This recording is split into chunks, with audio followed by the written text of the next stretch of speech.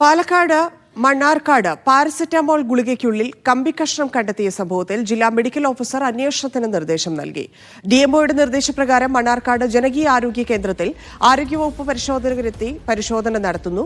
ഗുളികയുടെ വിതരണം, എവിടെ നിന്ന്, സ്റ്റോക്ക് ഉൾപ്പെടെ കാര്യങ്ങൾ പരിശോധിക്കും. ടി നന്ദഗോപാൽ ചേരുന്നു. നന്ദഗോപാൽ, എങ്ങനെയാണ് അന്വേഷണം? ഇന്നലെയാണ് ഇങ്ങനെ ഒരു കുഞ്ഞിന് മണ്ണാർക്കാട് ഈ പ്രാഥമിക ചികിത്സാ കേന്ദ്രത്തിൽ നിന്നും പാരസെറ്റമോൾ നൽകിയത്. ഇത് കുട്ടിക്ക് നൽകുന്നതിന് വേണ്ടി പൊട്ടിച്ചപ്പോൾ ഇതിലൊരു കമ്പി കഷ്ണം കണ്ടെത്തുകയായിരുന്നു.